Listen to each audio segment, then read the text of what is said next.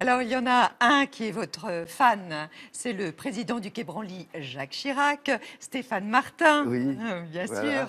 Il a toujours Ah bah. soutenu Ah oui, oui, vos il y a TV. initiatives, vos Ah réalisations. oui, Et puis, depuis bien avant que le musée ouvre avec exact. Stéphane. Et on a demandé aussi, alors là, c'est plus improbable. On ne savait pas que vous connaissiez si bien Maryse Wolinski. Ah, Elle écrit Maryse, d'ailleurs en ce moment son prochain livre. Et tous les Maryse. deux, ils ont accepté de croiser leur regard sur vous, Patrick Blanc. Ah,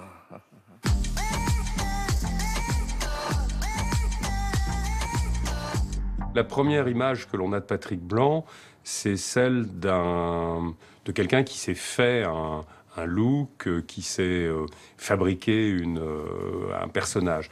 Et en fait, non, il est comme ça. Patrick, pour moi, c'est cheveux verts. Avec mon mari, on l'appelait tout le temps comme ça. C'est vrai que quand on le voit au milieu du mur végétal, on a l'impression que c'est un des bégonias qui vient de s'animer, avec ses cheveux verts et son allure tout à fait particulière. Mais il a un rapport incroyablement intime, sincère, amoureux avec les plantes. C'est quelqu'un de droit, d'honnête, quelqu'un qui a une pensée forte. Il est passionné par la géopolitique, il ne voyage pas en savant cosinus.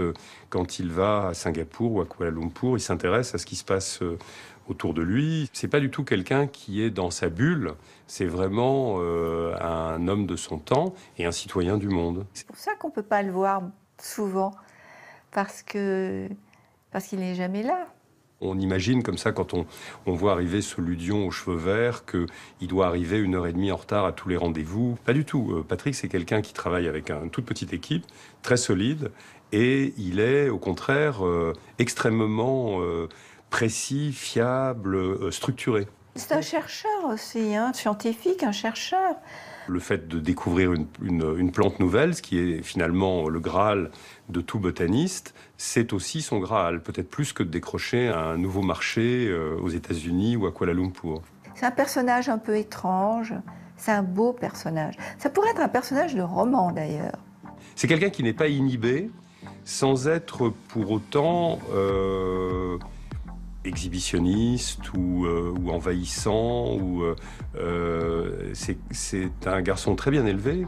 Bref, c'est pour moi un ami très cher et un personnage vraiment hors du commun. Hors du commun.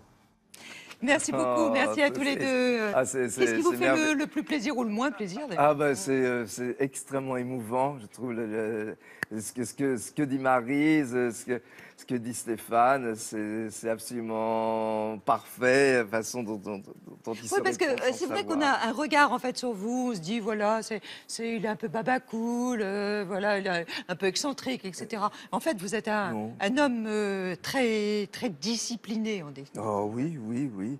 Oui, vraiment. Oui, je ne sais pas trop ce que ça veut dire excentrique. C'est pas parce qu'on a les ongles longs. Là, Oui, je c'est les ça, ai voilà. tous cassés, mais ils repoussent un petit peu. Mais est-ce que vous vous sentez décalé? Non. Par rapport... non, non, je ne me sens pas du tout... Même par rapport à mon époque, si vous voulez, bon, évidemment, il y a je vois avec toute l'évolution d'Internet et tout ça, moi, j'en retire toutes les choses très positives. En tant que scientifique, si vous voulez, c'est extraordinaire l'accès à tellement de nouvelles informations. À côté de ça, le fait que tout le monde ait la parole, c'est très bien. Ce qui est très gênant, c'est qu'on peut avoir la parole sans justifier du tout pourquoi on prend la parole. Alors ça, c'est parfois un petit peu gênant, voire très grave. Mais autrement, je me sens pas du tout décalé, je me sens amusé. Disons, ce qui pourrait me choquer, ça finit toujours par m'amuser. Vous qui aimez les aquariums, est-ce que vous avez la télé?